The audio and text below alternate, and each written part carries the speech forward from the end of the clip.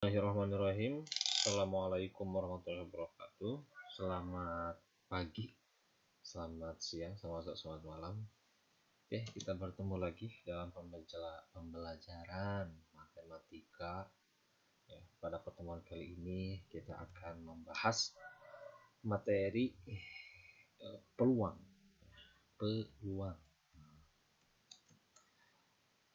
Ini kompetensi dasarnya. Sekarang di tahun 2021 untuk kelas 12 semester genap. Oke, pertama ada istilah-istilah dasarnya ya, bahwa nanti ada ruang sampel atau ruang contoh. Mungkin sebagian literatur menyebutkan ruang contoh. Itulah himpunan dari hasil percobaan yang mungkin terjadi, biasanya dilambangkan dengan S. Kemudian nanti titik sampel itu adalah anggota dari ruang sampel, dan ada kejadian adalah himpunan bagian dari ruang sampel, biasanya dinotasikan dengan A, B, dan atau semacamnya, karena ini juga merupakan himpunan, jadi dengan huruf kapital. Lalu nanti banyaknya anggota ruang sampel dinyatakan dengan NS, dan banyaknya anggota kejadian A itu NA, atau ini bisa disebut juga dengan kardinalitas S, kardinalitas A itu kalau ini lebih keren. Oke, ditemani kokokan ayam biar semangat. Oke, contoh 1, langsung saja ke contoh karena materinya sebenarnya sudah di kaidah pencacahan ya, atau aturan pencacahan. Nah, sekarang contoh 1, pada pelemparan sebuah uang logam. Coba kita tentukan ruang sampelnya itu apa. Jadi kalau kita melemparkan uang logam, maka nanti yang terjadi uang itu akan jatuh ya ke bawah. Nanti akan ada kemungkinan. Kalau tadi ruang sampel itu adalah himpunan dari semua kejadian yang mungkin gitu. Berarti bisa jadi S itu muncul angka ataupun gambar. Kita masukkan dengan angka atau gambar gitu ya. Kemudian misal ditanyakan berapa peluang munculnya sisi gambar. Misal kita simbolkan dengan huruf Y biar enak. Y adalah himpunan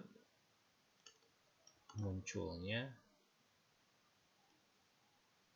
sisi gambar. Tentu Y ini nanti dia menjadi G doang gitu. Nah gitu. Nanti ini kardinalitasnya berapa, NS-nya semestanya 2 gitu ya. Sedangkan NY gitu. Jadi ini kejadian ini yang penting dengan huruf kapital saja. Nah, ini 1. Nah, beres lah semudah itu. Ya. Kemudian, nah, misalkan sekarang pada pelemparan sebuah dadu, tentukan lah A, ruang sampel. Kalau kita melempar sebuah dadu dan dadunya jatuh ke bawah misalkan, maka ruang sampelnya ini misalkan ya, soalnya A, sampelnya adalah berarti pakai kurung awal ya, karena dia himpunan 1, 2, 3, 4, 5, 6 gitu. Karena ya kalau kita melempar dadu, maka sisi yang kemungkinan muncul, yang bisa muncul itu 1, 2, 3, 4, 5, 6 ya. Nah, sekalian kalau kita hitung kardinalitasnya, dia adalah berapa? 6, NS-nya 6. Sekarang yang B, kejadian A, munculnya angka prima. Prima berarti A itu adalah kejadian munculnya angka prima. Berapa saja angka prima? Nah betul, sudah dijawab oleh ayam itu 2, 3, dan 5. 1 bukan prima ya, karena prima dimulai dari 2 ya. Berarti sekalian berapa kardinalitasnya? 3 gitu ya. Yang C, kejadian B, munculnya angka genap. Berarti B berapa? 2, 4, 6. Nah, begini saja.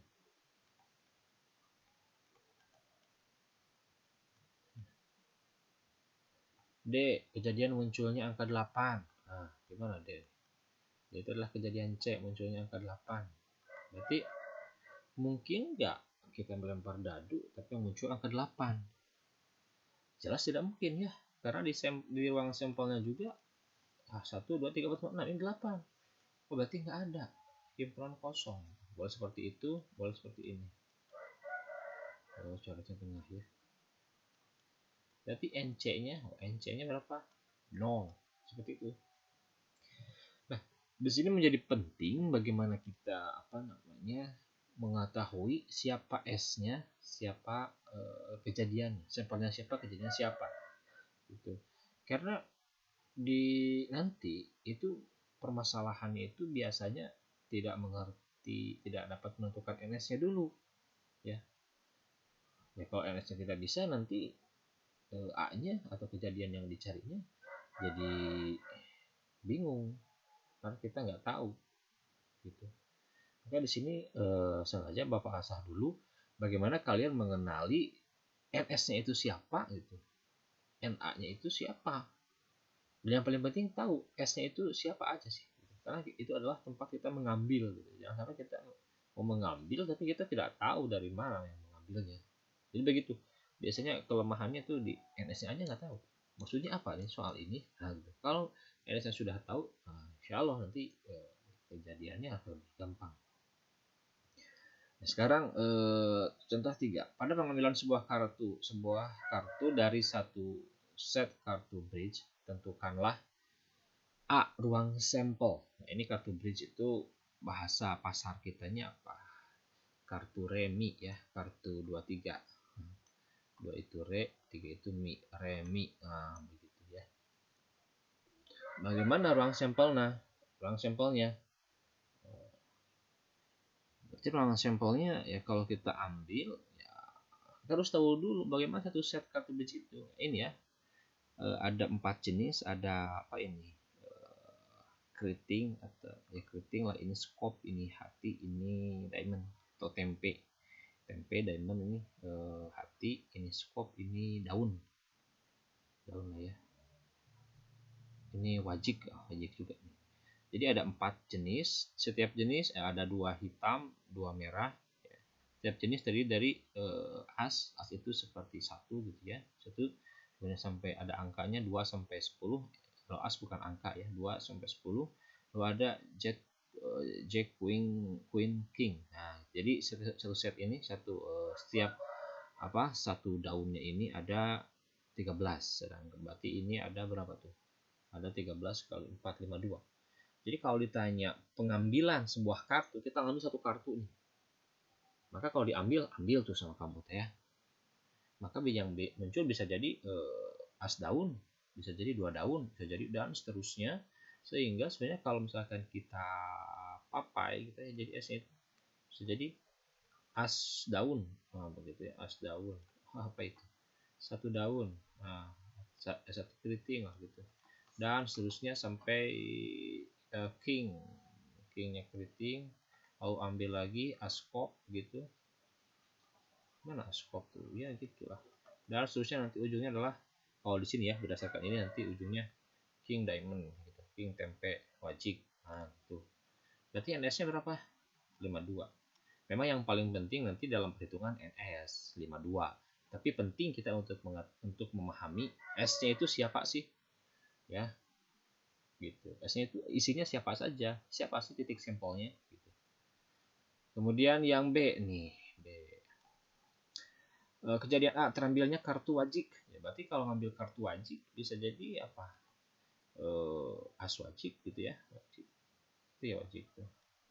Kemudian 1 wajik. Dan seterusnya sampai king wajik. Berapa NA-nya? Nah, ini yang penting. NA-nya 13. Begitu ya. Kalau yang C, kejadian B, terambilnya kartu as. Jadi kalau kartu as bisa jadi as keriting, bisa jadi as kop, ya, bisa jadi as hati, bisa jadi as diamond, wajik ya. Berarti NB-nya berapa? 4. Nah, gitu. Kalau kita sudah tahu NS dan NA, nanti ngitung peluang sudah tidak ada masalah. Gitu. Tapi di sini kita ya latihan dulu. Siapa NS, siapa NA ya. Ini kalau bisa videonya jangan di skip. Kalau misalkan terlalu lambat bisa dipercepat. Tapi nanti ada satu kata penting yang terlewat. Gitu ya. Oke. Kemudian contoh 4. Nah, sekarang pada pelemparan 2 buah dadu. Nah, tentukanlah A ruang sampel. Jadi kalau kita melempar 2 buah dadu, kita lempar ke atas, jatuh lagi ke bawah. Ya, sebagian mengatakan karena gravitasi, sebagian mengatakan karena massa jenis yang lebih berat. Nah, bagaimana ruang sampelnya? Itu kalau 2 buah dadu dilempar, nanti yang muncul, nah coba ada ambil dadu sekarang, pause dulu, ambil. Nah, sudah, sekarang lemparkan. Makanya kemungkinan bisa jadi muncul bagaimana?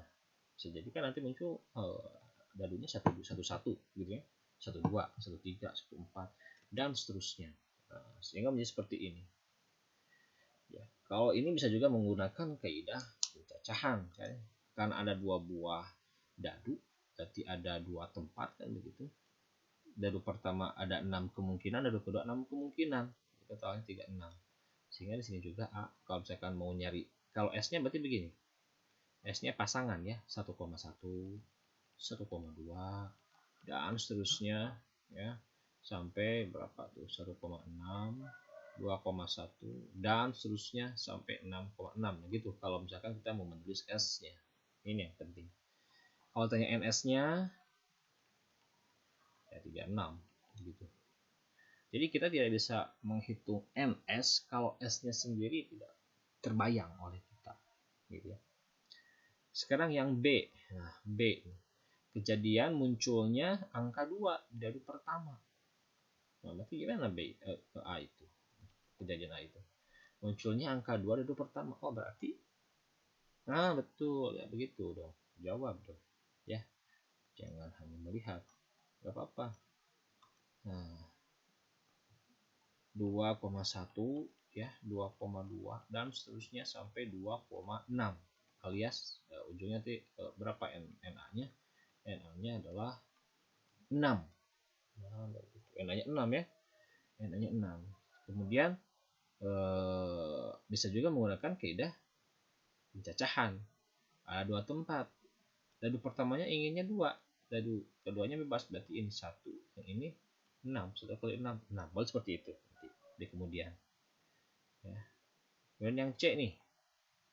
B, munculnya mata dadu berjumlah 8. Nah, jumlahnya 8. Jadi kalau jumlahnya 8, contoh, ini berarti jumlahnya 2 ya. Karena yang 1 1, yang 1 1. Jadi 1 tambah 1 2 itu. Itu jumlahnya jadi 2. Berarti kalau ingin yang 8 mana contohnya?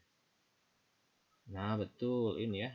62 53 44 35 gitu ya. Oke. Jadi berapa tadi? 62 atau 26 dulu boleh lah. Sampai nanti 26. Ada berapa totalnya? NB-nya? Tuh 2 3 4 5, ada 5. Gitu. Jadi sebenarnya dari sini bisa muncul ya. Bisa muncul suatu rumus ya. Rumus beginilah rumusnya. Kalau kita melempar 2 buah dadu ya, maka angka jumlah mata dadu yang paling kecil itu adalah berapa? 2 pasti, 1 1 kan ini. Habis 2 bisa jadi 3, bisa 4, 5, 6, 7, 8, 9, 10, 11, maksimal 12 ya. Maksimal 12, 6. Bisa jadi 13? Bisa. Kalau misalkan pas jatuh ada nambah 1 dadu. Ada yang ngelemparin gitu. Nah, sekarang bagaimana frekuensinya? Kalau 2 itu hanya dihasilkan oleh 1 1. Nah, ya, jadi frekuensinya kalau itu 1. Kalau 3, nah 3 itu mana pensilnya ini? 3 itu mana 3? Kalau 3 berarti ya ini 21 atau 12, ada 2. Kalau 4 ya 4 kan 4. Nah, ini kan 1 2 3, ada 3. Dan seterusnya ya. Kalau ini kita lihat polanya, kita miring-miringkan seperti ini, nanti naik 1 2 3 4 5. 5 itu pasti ada 4 ya. 6 itu ada 5. Di situ 7 itu ada 6. Puncaknya di 7. Kalau 7 ada 61, 52, 43, 34, 52, 5, 1, 6. 6. Nanti 8 turun lagi nih. 8 tadi ada 5. Ini 4, ini 3, ini 2, ini 1. Nanti kalau dijumlahkan jadi 36. Nah, itu ya. Ini biasa orang-orang sebut dengan rumus apa? 76. Oh, 76. Karena pas 7 ada 6. Terus selanjutnya boleh. Kemudian sekarang, nah contoh nomor 5. Pada pemilihan ketua kelas dan sekretaris dari 5 calon PQRS dan T, tentukanlah serta kardinalitasnya. Nah, tentukanlah ya ini A, ruang sampel. Ruang sampelnya apa ruang sampelnya? Nah, ini coba kalau dihitung. Nah, berarti ruang sampel itu ini dari 5 nih, mau dipilih 2. Ya sebenarnya kan ruang sampelnya itu kalau misalkan kita kerjakan secara manual bisa jadi P gini ya, PQ, PR, tentu dengan anggapan tidak boleh ada jabatan yang rangkap gitu ya, rangkap ya. Merangkap, tidak boleh rangkap, berarti PQ, PR, PS, PT. Nah, kita tentu kenal dengan diagram pohon seperti ini. Ini adalah apa? Nah, betul ya. Ada di kaidah atau aturan pencacahan. Jadi kita di sini ada ketua sekretaris, berarti ngambil 2 dari 5. Boleh dengan menggunakan posisi. Berarti kan kalau misalkan ditanya S-nya bagaimana, berarti S-nya kan begini. Bisa jadi PQ, ini PQ lah gitu ya, PQ, bisa jadi PR, dan seterusnya nanti ujungnya sampai TR, TS. Nah begitu. Artinya PQ itu P ketua, Q sekretaris, PR P ketua, R sekretaris. Nah kalau dihitung berarti ini kan ada 2 tempat nih, ada 2 tempat. Yang satu jadi ketua, yang satu jadi sekretaris. Ini kalau menghitung kardinalitasnya, berarti di sini boleh diisi oleh 5 orang menurut kaidah perkalian. Ya. Sekretarisnya adalah 4 orang karena harus orangnya berbeda. Berbeda kan? Jadi totalnya nanti kita ketahui NS-nya adalah berapa? 20. Nah, begitu. Ada 20 cara. PQ, PR dan seterusnya. Yang B, kejadian A. Ya. P menjadi ketua kelas ya. Kalau P jadi ketua kelas berarti PQ siapa? PR, PS, PT. Nah, begitu. Kalau menggunakan kaidah perkalian, berarti kan ada 2 tempat. Ketua, sekretaris. Ketuanya harus si P, berarti 1 orang. Sekretarisnya ya pasti seterusnya 4 gitu. 1 kali 4, 4. Jadi ini kita sudah mulai ke babak baru, yaitu menghitung peluang, menentukan ruang sampel dan kejadian dengan kaidah perkalian. Sekarang yang C, kejadian B, terpilihnya Q atau S menjadi sekretaris, berarti harus QS gitu ya, dan seterusnya. Kalau kita hitung menggunakan kaidah perkalian, berarti ini ada 2 tempat, ketua, sekretaris. Yang berarti jadi ketua ya cuma 3 orang karena diambil dari QST. Berarti berapa tuh? 3, S-nya 2. Karena harus berbeda kan orangnya. 3 kali 2, 6. Nah begitu. Tentu ini contoh masih simpel ya, tapi nanti ke depan bakal butuh cara seperti ini. Misalkan peluang terpilihnya ketua, sekretaris, dan bendahara di 10 calon. Nah, misalkan begitu ya. Oke. Nah, kemudian sekarang terakhir semangat. Ini jangan lupa ya, sambil dicatat langsung, catat sama Anda.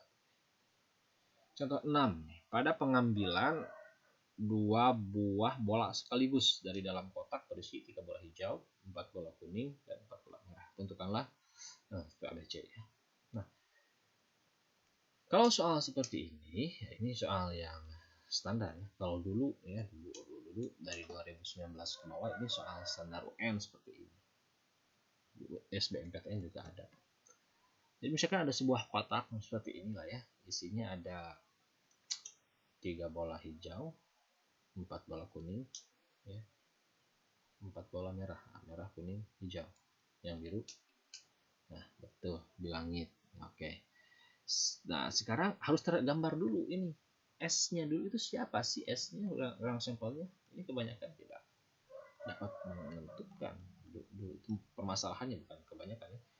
Yang bermasalah itu gitu, kebanyakannya tidak bisa memahami siapa S-nya. Ya, berarti ini kalau mau mengambil 2 buah bola sekaligus, misalkan ini hijaunya kita nomori ya, hijau. Ini misalkan hijau 1, hijau 2, hijau 3. Nah, kalau mengambil 2 bola bisa jadi hijau 1, hijau 2. Ya. Bisa jadi berapa lagi? Hijau 1, hijau 3. Bisa jadi hijau, apakah boleh hijau 2 dan hijau 1 ditulis lagi? Boleh nggak? Hijau 2 dan hijau 1. Coba dipikirkan. 3, 2, 1. Benar, nggak boleh. Ya. Kenapa? Karena kan ngambilnya bareng. Sekaligus, nih ada kata sekaligus. Mana sekaligus? Nah, sekaligus. Berarti kalau hijau 1 dan 2 dengan hijau 2 dan 1 ya sama saja. Jadi ini hijau 2, hijau 3. Ya, kemudian nanti bisa jadi ke hijau berapa? Hijau merah ya, hijau merah, hijau 1, merah 1, merah 1, dan seterusnya sampai nanti misalkan kuning 3, kuning 4. Nah, ada berapa ini? Kan tidak mungkin kita cacah ya. Nah, ini baru menggunakan kaidah pencacahan buat NS-nya. Tapi kita harus terbayang, oh berarti seperti ini. NS-nya berarti seakan-akan kita mengambil 2 bola dari bola yang tersedia. Ini bolanya berapa ini? 11 ya. Bola 11 nih. Jadi ngambil 2 dari 11. Nah, berarti ingat kalau ngambil 2 dari 11, nanti kan ada 2 pilihan. Apakah pakai permutasi, apakah pakai kombinasi. Nah, lihat saja posisinya berpengaruh enggak? 1, 2 dan 2, 1 dianggap sama enggak? Kalau dianggap sama berarti dia kombinasi. Kalau beda ada posisi berarti dia permutasi. Nah, ini kan tadi setelah kita telusuri hijau 1, 2 dan hijau 2, 1 sama saja. Oh, berarti pakai kombinasi karena ngambilnya sekaligus. Kombinasi 2 dari 11. Nah, ini ruang sampelnya, kardinalitas ruang sampelnya. Berarti sama dengan berapa? 11. Kombinasi 11, 2. Nah, betul. 11, 10, 2, 1 ya. Ambil 2 angka dari 11 ya. 11 dari 10, 21. Coret-coret 10-nya jadi 5, jadi 55. Nah, ini NS-nya 55. Nah, ini menggunakan cadas ya. Cara cerdas. Nah, lihat aja kalau Anda yang belum nonton videonya atau belum paham ini bagaimana cara menghitung kombinasi dari 11, cari di playlist cadas. Kemudian sekarang yang B. Yang B ya, banyaknya anggota kejadian A. Oh, terambilnya 2 bola kuning. Ya, berarti kalau terambilnya bola kuning sama kita ngambil 2 dari ya yang kuning saja. Gitu saja. Ambil 2 kuning. C 2 dari 4 gitu ya. 4 kali 3 per 2 kali 1. Coret-coret 6. Nah, kalau mau menghitung peluang gampang saja. Misalkan begini, yang C itu. Peluang terambilnya 2 bola kuning gitu saja. NS-nya tahu 55, NA-nya tahu 6, tinggal 6 dibagi 55 gitu nanti peluang. Kemudian yang C. Nah, C ini adalah banyaknya anggota B, terambilnya bola merah. Terambilnya bola merah. Kalau terambilnya bola merah, itu kan baru 1. Sedangkan ngambilnya harus 2 nih. Berarti merah, berarti ada 2 kejadian, ada 2 objek kan. Ngambil 1 yang merah dari 4. Nah, sisanya lagi harus ngambil 1 lagi.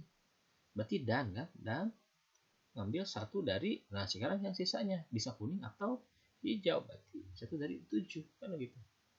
Karena meskipun ngambilnya satu bola merah, yang inginnya terambil satu bola merah, tapi tetap menurut di sampelnya tetap harus 2 bola.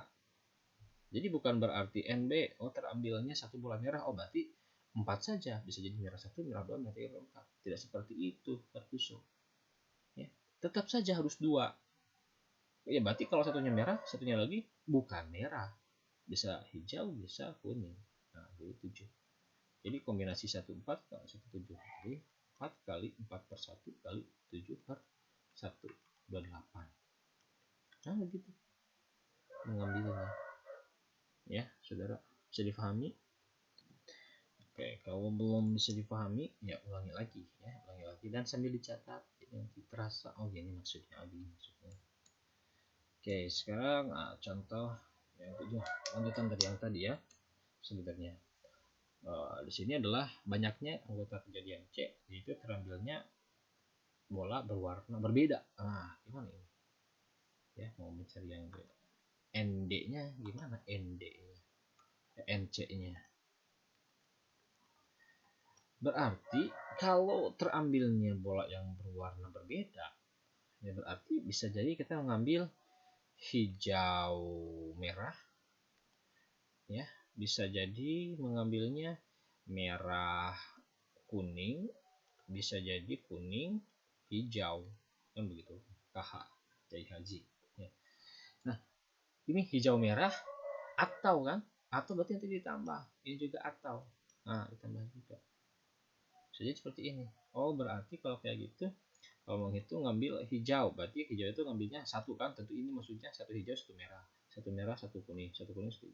Berarti C13 kali C14 tambah C14 kali C14 tambah C14 kali C13 kan gitu.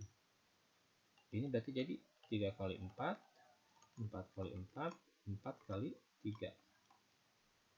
Apa ini? 12 tambah 16 tambah 12 ya. 10, 20, 30, 40. Nah, seperti itu. Seperti ini ya. Hijau merah, merah kuning, hijau kuning, hijau. Seperti itu. Atau Anda bisa juga dengan menggunakan konsep komplement.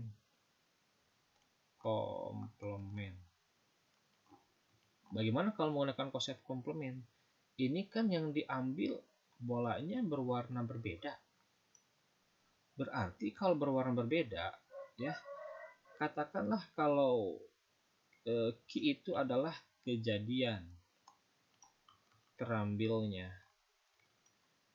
bola dengan warna yang sama, Nah, maka Ki komplement itu adalah kejadian terambilnya bola dengan warna berbeda, kan gitu. Sehingga nanti hukumnya adalah, kan kita tahu bahwa Ki digabung Ki komplement sama dengan S semesta. Dengan kata lain, nanti kalau jumlah dari Ki, kardinalitas Ki ditambah kardinalitas Ki komplement sama dengan jumlah dari semesta.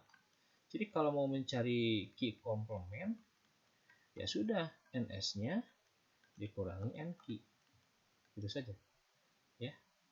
Ini nanti penting ini.